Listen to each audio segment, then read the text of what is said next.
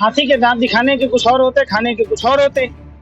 मजबूरी में क्या करे कोई। तरीके से भारतीय जनता पार्टी ने एनडीए घटक दल के नेताओं को झुंझुना थमाया है। निश्चित तौर पर बेहद ही दुख की बात। खुद भाजपा के कार्यकर्ता डरे में हैं, वो दूसरे दल के नेताओं को स्वीकार नहीं कर रहे। ये पार्टियों में तोड़फोड़ करेंगे। चारा डालेंगे मोदी जी ने। बिल्कुल। ये सरकार आप देखिएगा उन दलों का वजूद समाप्त हो जाएगा जैसे ये कभी शिवसेना के साथ हुआ करते थे। राहुल गांधी जी को शादी करके थोड़े न छोड़ दिया है, शादी ही नहीं किया, किसी का भविष्य नहीं खराब किया ना। 2014 में क्या था, अरे यूरिया का दाम क्या था, कीटनाशक का दवाइयों का दाम। कुछ कर रहे हैं ना आप हमसे 10,000 लेकर, ये तो गैस सिलेंडर वाली बात हो गई कि 400 का सिलेंडर आपने 1200 कर दिया और 200 रुपया कर दिए। दे बधाई मोदी जी को, मोदी जी ने 200 सिलेंडर के दाम कम कर दिए। मेरी गलती यही है कि संसद भवन चुना, संसद भवन गया, पुराने संसद से नए संसद में आ गए। अब देखिए कि वहाँ राष्ट्रपिता महात्मा गांधी, छत्रपति शिवाजी महाराज, बाबा साहब अम्बेडकर की प्रतिमा हटा दी गई। सटीक खबरों का सीधा असर। आप देख रहे हैं एनसीआर समाचार, खबर भी असर भी। पंकज जी मंत्रिमंडल बांट दे रहे हैं, सबने खुशी खुशी स्वीकार भी कर लिए, कैसे देख रहे हैं? कौन सा खुशी खुशी स्वीकार किया? देखा नहीं आपने चेयरपर्सन के चेहरे पर मुस्कुराहट। हाथी के दांत दिखाने के कुछ और होते, खाने के कुछ और होते। मजबूरी में क्या करे कोई।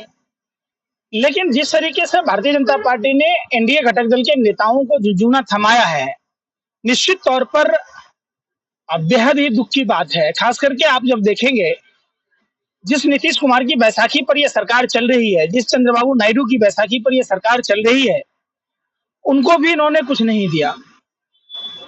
तो मैं आपको आश्वस्त कर दूं कि 15 अगस्त तक अगर लाल किला के प्राचीर से प्रधानमंत्री बिहार को स्पेशल स्टेट का दर्जा नहीं देते तो एनडीए के नेताओं को बिहार में घुसने का कोई हक नहीं है, उनको घुसने नहीं दिया जाएगा। आप कह रहे थे कि खुश है, तो ये बात तो प्रफुल्ल पटेल बताएंगे आपको। उन्होंने साफ स्पष्ट मीडिया में आकर कही है, दबी जुबान से ही सही, लेकिन बोला तो है कि मैं पहले कैबिनेट मंत्री हुआ करता था और अब राज्य मंत्री मिले, प्रमोशन के बजाय डिमोशन हो, तो ये कतई स्वीकार नहीं है। महाराष्ट्र की सरकार चंद दिनों की सरकार है, वहां विधायक बागावती तेवर अपना रखे हैं। सभी विधायक कहीं ना कहीं सीबीआई, इनकम टैक्स, ईडी से डर रही है और इसी डर के कारण कोई खुले जुबान से इस बात का विरोध नहीं कर रहा। खुद भाजपा के कार्यकर्ता डरे में हैं, वो दूसरे दल के नेताओं को स्वीकार नहीं कर रहे। और ये जो हार हुई है भाजपा की, ये इन्हीं कारणों से हुई है।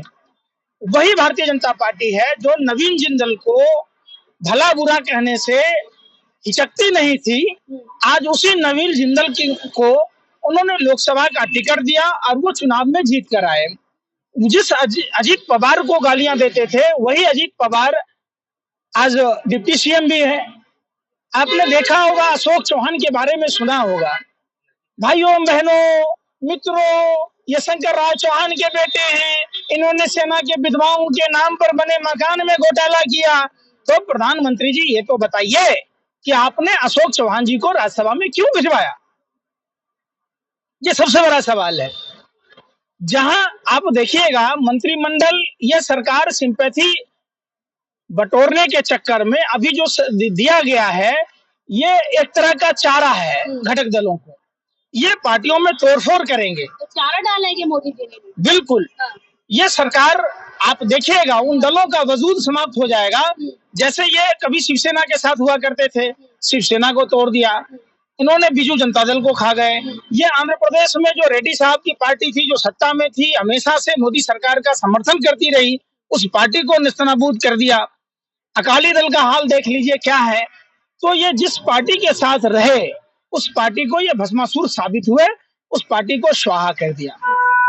पर गठबंधन का कहते हैं मैं अच्छे से चला सकता हूँ मोदी जी। जो आदमी अपना घर नहीं चला सकता वो गठबंधन क्या चलाएगा? कैसे चला लेंगे? आप समझिए, अगर चलाना होता और ईमानदारी से चलाना होता, सरकार चलाने के लिए परिवार का तजुर्बा होना जरूरी है। बिल्कुल। गृहस्थ भी नहीं चला पाएंगे। आप सुन लीजिए ना, पहले बात, आप राहुल गांधी जी को शादी करके थोड़े न छोड़ दिया है, शादी ही नहीं किया, किसी का भविष्य नहीं खराब किया ना। बिल्कुल अनुभव अब फिर आइए ना, सारे अनुभव कैसे नहीं होते। आप एक बात पर आइए कि अभी आपने देखा होगा, ये मणिपुर पर चर्चा नहीं करते, ये हाथरस उन्नाव ये सब पर तो चर्चा किया ही नहीं, पहलवान बेटियों के सम्मान की बात की नहीं, किसानों के सम्मान की बात करते नहीं। प्रधानमंत्री गला फाड़ फाड़ कर 2014 में कहते थे कि हम किसानों को लागत पर 50% जोड़ कर एमएसपी तय करेंगे। तो प्रधानमंत्री की ऐसी क्या मजबूरी है कि देश के पालनहार अन्नदाता किसान जब एमएसपी मांग रहे हैं तो उन पर बर्बरता पूर्वक कार्रवाई की जाती है, आंसू गैस के गोले छोड़े जाते हैं, उन पर ड्रोन से हमले किए जाते हैं। आखिर क्यों, ये सवाल पूछा जाता है। आप तो पुराने मुर्दे उखाड़ते रहते हैं। आप फिर देखिए ना, पीएमओ का कार्यभार संभालते ही पहला तोहफा किसको दिया? किसको दिया? देखा आपने? क्या दिया? किसानों को दिया है। अच्छा, किसान का डीएपी का दाम क्या है? 2014 में क्या था? अरे यूरिया का दाम क्या था? कीटनाशक का दवाइयों का दाम, कुछ कर रहे हैं ना आप हमसे 10,000 लेकर, ये तो गैस सिलेंडर वाली बात हो गई कि 400 का सिलेंडर आपने 1200 कर दिया और 200 रुपया कर दिए। दे बधाई मोदी जी को, मोदी जी ने 200 सिलेंडर के दाम कम कर दिए। अरे आपने जो बढ़ाया 800 रुपए बढ़ाकर 200 रुपए कम किए, किसान सम्मान निधि भी वही है। आप किसानों को 2014 वाली रेट का यूरिया दीजिए, डीजल पेट्रोल दीजिए, आप कीटनाशक दीजिए, आप खाद दीजिए। अधिकारी भाई तो संभाला है, संभाले हुए तो 10 साल से इंतजार कर रहे हैं। आप महंगाई पर महंगाई बढ़ाते रहे, लागत बढ़ाते रहे। आपको जहां आमदनी बढ़ानी थी 2022 में, आपने 2022 तक लागत चौगुनी कर दी, 24 में 6 गुनी कर दी, अब 28 में कहोगे तो 10 गुनी कर दोगे। अच्छा ये बताइए, मोदी जी की बुराई करके क्या मिलता है आपको, ये बताइए। आप एक बात बताओ, मोदी जी के इतने तलवे चाटने से आपको क्या मिलता है? लिफाफा मिलता है? अच्छा ये आप क्या मिलता है? अरे आप सवाल, अरे नीट परीक्षा पर क्यों सवाल पूछते? कांग्रेस पे आप फिर वही बात है, आप पत्रकारों की सबसे बड़ी गलती यही है कि संसद भवन चुना, संसद भवन गया, पुराने संसद से नए संसद में आ गए। अब देखिए कि वहां राष्ट्रपिता महात्मा गांधी, छत्रपति शिवाजी महाराज, बाबा साहब अम्बेडकर की प्रतिमा हटा दी गई, आपने चर्चा नहीं की। आपको चर्चा करना था मणिपुर का, आप नहीं किए। संसद से नहीं हटाई गई। चल रही थी। अरे क्या कुछ भी बोलते रहते हो। इनके सांसद खुलेआम बोल रहे थे, हम संविधान बदल देंगे, हम संविधान बदल देंगे, पूर्ण बहुमत चाहिए। जनता ने इनके भाजपाइयों के कलेजा पर पुदीना बो दिया कि संविधान बदलना तो दूर की बात है, सपने में मत सोचना बाबा साहब अम्बेडकर की संविधान बदलने की।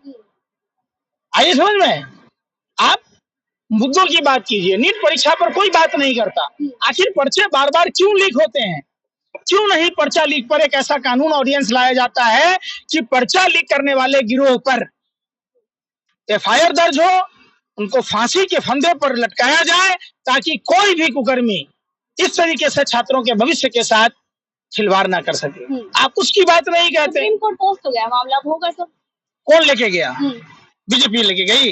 कहते रहे धर्मेंद्र प्रधान जी की कोई भ्रष्टाचार नहीं है, कोई पर्चा लीक नहीं हुआ। नहीं लीक हुआ तो कैसे? गड़बड़ी नहीं है तो क्या है? दाल में काला नहीं है, पूरी दाल काली है, ये समझना होगा। और आप पत्रकारों को छात्रों के भविष्य को ध्यान में रखकर सवाल पूछना होगा। छात्र जो है, नौजवान जो है, इस देश की रीढ़ है। जब उसी का भविष्य चौपट हो जाएगा तो देश कौन संभालेगा? अच्छा ये बताइए, रागिनी नायर जो कि स्पोक्स पर्सन है कांग्रेस की, वो इतने दिनों बाद क्यों जाग रही है कि मुझे गाली दी गई? आपको नहीं पता है कि किस तरीके से गालियां दी जाती है? जो 4 जून की थी ना वो डिबेट, तो रुझान आने थे। अब आप खुलिए रागिनी नायर की। अच्छा, गाली दी है कि नहीं दी है? आप मानते हैं कि नहीं? बात तो ये तो आप मानते हैं कि नहीं? राजेश शर्मा, वो उनके इंटेंशन कुछ और था। राजेश शर्मा का बोल रहे हैं वो, क्या इंटेंशन था? हाँ।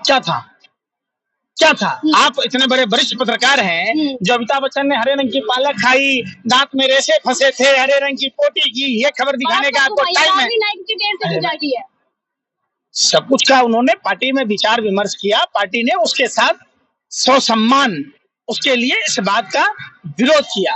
एक तो वो महिला है, दूसरी बात कि किसी पार्टी की प्रवक्ता के बारे में अगर इस तरीके का अपशब्द मैं नहीं बोल सकता, बोलने को तो मैं बोल दूं। वही रजत शर्मा है जो कभी पौने 2 आंख वाला कन्या को भी बिठा के कहता था काला धन की सीढ़ी लग जाएगी आसमान में, कभी कहता था पेट्रोल डीजल ये रेट मिलेंगे 30-40 रुपए मिलेंगे, कभी कहता था गैस सिलेंडर 200 की मिलेगी, हर आदमी को पैसे मिलेंगे। तो आज रजत शर्मा क्यों नहीं पूछ रहा डिबेट? बताओ, रजत शर्मा को सांप सूंघ गया है कि सत्ता का फेविकॉल गले में अटक गया है? आज रजत शर्मा क्यों नहीं पूछ रहा? इतना वयोवृद्ध पत्रकार क्यों सत्ता की दलाली कर रहा है? आप उस पर नहीं सवाल पूछते। कहाँ सत्ता की तरह हाँ। तो बोलना चाहिए विपक्ष को। किसको? कंगना राउत को जो थप्पड़ लगा है। अच्छा, ये किसानों को आप गाली दीजिए, आपको कोई कुछ ना कहे। माने भगवान श्री कृष्ण ने अगर पूतना का वध किया तो भगवान श्री कृष्ण गलत थे? अरे कहाँ के पत्रकार हो यार, तो और क्या यही करेंगे श्री कृष्ण? अरे सुन तो लीजिए, तो भगवान कृष्ण क्या करते? पूतना का आरती उतारते कि आप इस तरीके से स्तनपान की जगह विस्तान कराते रहो। मंडी की सांसद भगवान श्री कृष्ण ने क्या किया बताओ आप? एक बात बताओ, सांसद है इसका मतलब आप किसानों को कहिएगा 100 रुपए के लिए किसान आंदोलन में आते हैं? देश की आजादी झूठी है। देश के क्रांतिकारियों ने जो फांसी के फंदे को चूमा वो बेकार है, झूठी है, झूठी आजादी थी। कैसी तो अरे 1947 बीच में मिली आजादी। कौन सी भीख में, कौन सी भीख में मिली? नेहरू जी के टाइम वो क्या जाने, वो भीख में तो 60 रुपया में महीना मिलता था। सावरकर को बुलबुल पर चढ़ के खाता था।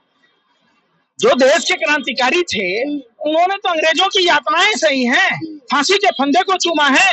आज भी भगत सिंह को देख बारे में नहीं सुन रहे क्या? झांसी की रानी है, झांसी की रानी है कंगना। ये झांसी की रानी है, ये झांसी की रानी नहीं है। झांसी की रानी तो लक्ष्मीबाई थी। अगर ये झांसी की रानी होती तो देश के पहलवान बेटियों का साथ देती, ये किसानों का साथ देती, किसानों का अपमान नहीं करती। देश के क्रांतिकारी स्वतंत्रता संग्राम सेनानियों का आवाज क्या उठाएंगी? फिर वो भला बुरा कहेंगी हमारे देश के स्वतंत्रता संग्राम सेनानियों को, वो फिर किसानों को गालियां देगी। और क्या करेंगी? उनका काम क्या है?